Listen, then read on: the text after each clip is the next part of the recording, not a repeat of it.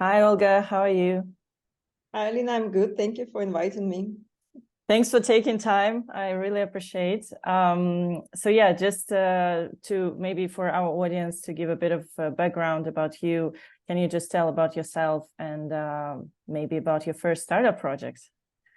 Uh, yeah, my name is Olga.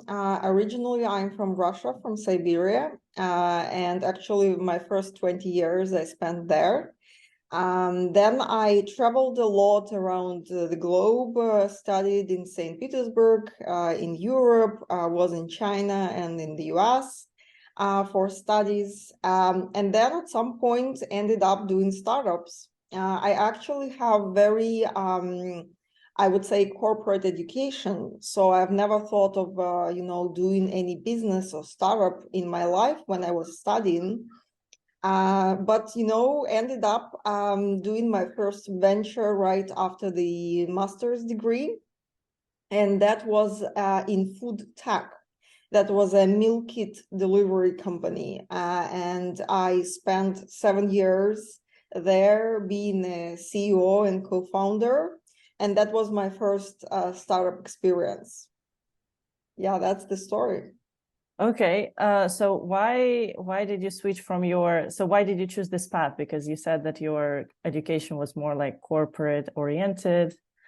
Good question. I don't know. I think at some point I had a couple of internships in Vienna and in Paris, and I was working for someone else there. Mm-hmm. And I realized at some point that I get quite bored, that I am not motivated at all. And it was such a shock for me because, I took almost 10 years studying all these, getting all these educations that were quite corporate Mm-hmm. oriented. And I had a real dilemma and a real shock in my life. I would even say I was depressed, because I had a goal, I tried to achieve it, but then at some point I realized I just can't do it anymore. And then I guess I also met my husband, and he's a true entrepreneur, and he has Mm. all these ideas, etc. So he shared with me one of the ideas he had, and he said, "Well, maybe we can, go ahead and try and make it, create a venture." So that's how it all started. Cool. So what do you think? What shaped you as an entrepreneur? Well, I think in general, I like to create things, Hmm. and I don't like to be, so to say, I don't like to have someone else's rules or boundaries, how to do something. I like to stay on my own with the idea and develop it on. So I guess that's something I lacked in corporate world. Also, the feeling that you do something so small that it don't really have lots of impact in general. Hmm. That was my feeling. I know that it really depends on where you work, but that was my feeling. So I wanted to rather create something small, at least at the beginning, but be uh, kind of influence the result. So with my first startup, um, I would have some ideas, and then I can see next day how they influence the company's development or vision or whatever the result Hmm. the week. So let's talk a bit more about the ideas themselves. So what was your first venture and how did you come up with your current company idea? How did it evolve? Because I know that there was the whole story. Yeah, so the first venture was my husband's idea, but he Hmm. was like, I think at that moment, I have to say that food tech didn't exist in Russia yet. So Hmm. there, even delivery companies, they were not there. Yeah. So people were still doing their shopping routine in old-fashioned style. They would go and shop and buy stuff for themselves. And hypermarkets, these all big malls, they were very popular in 2012 or 2013. And we thought that something is wrong here. People spend too much time. So my husband's idea was that, someone brings you a box full of just some food that's for the week. So it's enough for you to cook for yourself. And then I added something else there, a cherry on the top, saying that it would actually be nice to have a recipe and that or a couple of recipes, and the food would be enough to cook for 3 or 5 meals, for example. So that's how we started. And then we realized that actually we already have a competitor which is doing the same thing. So we were like, okay, it means, the market is ready. And that was how it all started. And we stayed with this company for 7 years. If you ask about the second venture, and by the way, I'm here in the US in Silicon Valley with this company. The idea actually came from the first startup again. So our clients were complaining about the delivery. They were saying, well, we have to wait, especially during the summertime. We have to stay the whole day at home to wait for the courier to come. You never know. That would be nice if we could go and pick it up somewhere nearby in a grocery chain or whatever, on the gas station. At the gas station. So we thought, well, actually, that's a great business model. So we talked to one of the retail chains in Russia and asked them to pilot with us, and they have good coverage. So we piloted, and it turned out 30% of clients actually like this option, and they want to pick up their orders somewhere when it's convenient for them. And we thought that actually that's a great business model in general, and it can be global. So we sold our first venture after 7 years and launched Via.Delivery. So it's an IT, it's like a plugin or software for e-commerce companies that they can have an alternative delivery option. And we applied to acceleration program in Silicon Valley and got accepted. So now we're delivering it in the US. That's really cool. That almost sounds like obviously it's not an overnight success, but it's like sounds like it wasn't it was that easy. But so how did you move to the US, and was it difficult for you? Did you just move with the Alchemist, or have you been there before the program? No, so it was actually COVID year 2020. And everything was closed, and even flights to the US, I think they were mostly canceled. But then at some point we got accepted to Alchemist. Alchemist is a B2B accelerator in Silicon Valley. And we were invited, but they said, you know what, everything is going to be online, so you don't have to come. But we were like, well, hell no, we have to come. So the first flight that we saw from Turkey to San Francisco, as soon as we saw it, we bought tickets and we came just in time for the program. It was all online. So we were, I think, the only startup that came here. But that was actually the reason, and also, I guess, the path for us. Did you already know back then that you were like moving for the long term, or you were just like, oh, we're gonna move for the program and we'll see? Yeah, that was actually the plan to move because of the program and see if we can fundraise here and if we can develop the idea itself. So when we came here, we talked to many people from the program, mentors, advisors, and we saw that actually the market is here because in the US, there is only door-to-door delivery or residential delivery. They do not have any alternative deliveries. And we thought that it's a good market, untapped. It's a great opportunity. So yeah, we stayed. Wow. I mean, I didn't know this. I actually thought that they have it because, I mean, in the UK, somewhere else, people have Europe is very developed in that sense. Okay. So let's talk a bit about the Alchemist, the program itself. So was it difficult for you to get in? How did you prepare? Did anybody help you? So it's a lottery, I have to say. It's a lottery. It's the chance to get there is quite low. No one helped us with the application itself. I applied to, I think, hundreds of programs all over the world, Europe, Asia, America.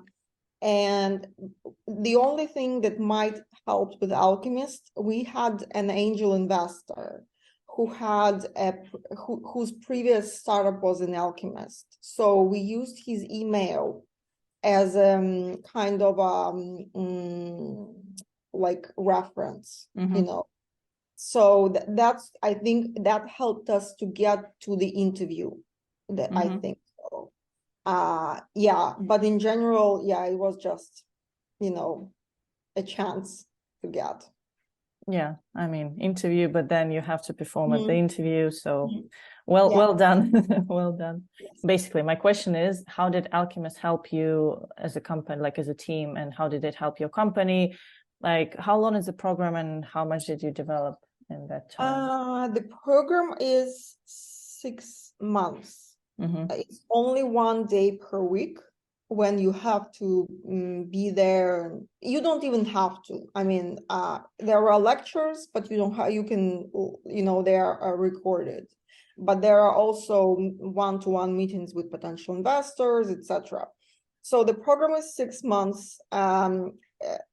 It really helps, especially if you want to be present in the US market. Also, I would say there are 2 main points Alchemist gave us.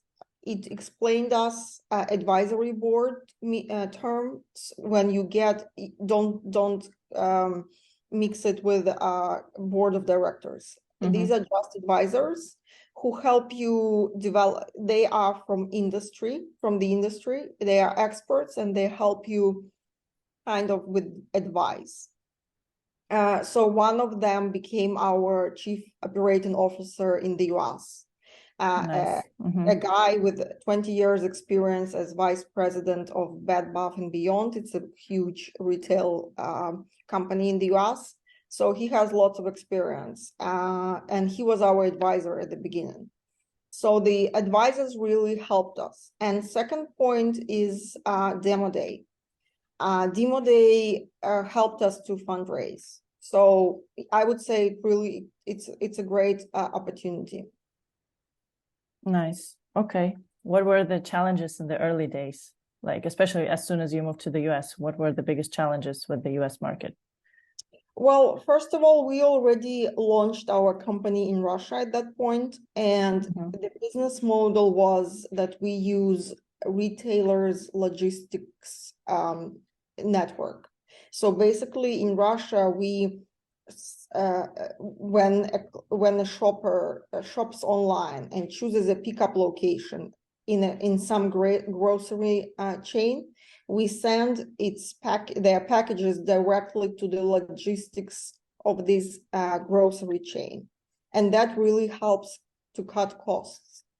In the US, we came here and we spent a couple of months researching. We realized it's impossible because retail chains, logistics and IT systems in the US are much less developed than in Russia, and that was like a bummer. We were shocked, as many things like finance, banks, fintech, Yes, so we realized that's not gonna happen. We talked to a couple of retail chains, and they were like, "No, our IT systems will not be able to do that." So we thought, okay, what's next? We tried to aggregate our own network of grocery chains, just one by one, calling them and offering them to become part of our network. We aggregated a couple of thousand and realized that that's not going to work as well. So we spent, I think, 5 to 6 months just researching the market, and you need money for that. So like in my co-founder was fundraising and, also working as a CEO at the same time. And that's hard. And also we had a team to support in Russia, as well. So I was working from 5 a.m. in the morning till the evening because I needed to support Russian team and also help here in the US. Also, we didn't know if we're gonna get some money. So I do remember the day when we had $500, that's it. And we sold our two cars to get in here. And we had 15 people in Russia. We had to pay as well. A big team to support. Yeah, so and next day we closed 400K. So it really helped. At the moment, we closed 5 million in total. Nice, congrats. Yes, thank you. So it was crazy, and we didn't know it's gonna work or not at all, But then we were lucky to get our CEO as advisor, and he helped to get contract with FedEx. And FedEx has 22,000 pickup locations already. So FedEx already came up with this idea, but they didn't develop an IT part. So they aggregated locations, but they didn't have any IT part. So we had a great match made in heaven. So we were lucky to get FedEx on board and 22,000 pickup locations. Amazing. I mean, yeah, crazy story. I actually hear a lot of stories like that where founders were very, very close to complete, I don't know, bankruptcy, closing the company. So what would you recommend? Especially when when you already, for example, spend 5-6 months researching and you found out that many things are impossible. So what's the psychological kind of side of the things there? Well, first of all, don't be afraid to fail. So for example, when we sold our first company, I had a very, for 5 months, I wasn't able to do anything. I had a feeling that we failed. And only after a year or two, I realized that actually these 7 years, it was just a great path. It wasn't a success, etc. But in general, it gave me so much knowledge and experience that now I'm super calm. $500, 15 people to feed. Zero money. Yeah, we are in the US. It's fine. So don't be afraid to fail. It's entrepreneurship is a path. It's not a goal. So it's not like you want one day you wake up and you are entrepreneur, and before that you were not. So it's always a path, and it's not linear, this path. Second of all, fundraise. Don't try to bootstrap your company. Maybe a little bit at the beginning, just a little bit, but don't do it for too long. Share the risks with investors.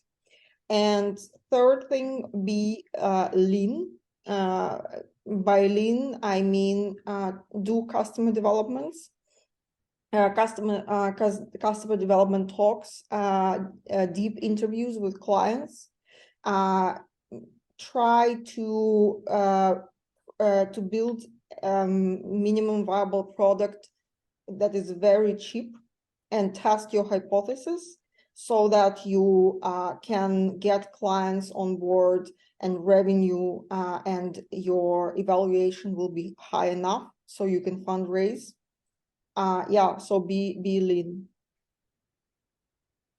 Yeah, that's good list of advice. Actually, because you're also an author and a creator of a whole course about startups for startup founders. I participated in that course myself, and I really liked it. So can you tell us a bit more about it, and how did you come up with the idea? Well, I guess I started with a YouTube channel, first of all, because I had a feeling that when I started my venture in 2012, and even now, there is not that much good information online about startups, like really high quality info. So that was my idea about the startup. And then at some point I thought, well, maybe it's a good idea to kind of uh, put all this information in perspective, make it logical for those who just start their ventures. Just because I have a feeling there is a gap on the market. Mm-hmm. Do you have can you share any plans for your courses? Because I know you're planning like a second part, like a Yeah, chapter. I'm thinking of doing a course for those who are already quite moving on with their ventures and need more information about fundraising. So that's going to be a second part of the course. Okay, can't wait. We'll wait for that. So how do you manage to balance everything, like running a company, YouTube channel, a course? So how does it all work together? Do you have any time management hacks or something else? Well, I guess my YouTube channel, I record one video per week, and it usually takes 10 minutes to do that. So I don't do any pre-records, any scripts, etc. I guess because it comes from the experience, for me, it's very easy. So it's like 10 minutes per week, so it's not that much. In terms of startup, well, I guess the difference between my first company and this company is that we don't try to bootstrap, first of all, and because we have money, we can hire people. It's not a big team. I think now in total we had to kind of make it lean as well. So we are now all together with the US team. We are like 12 people.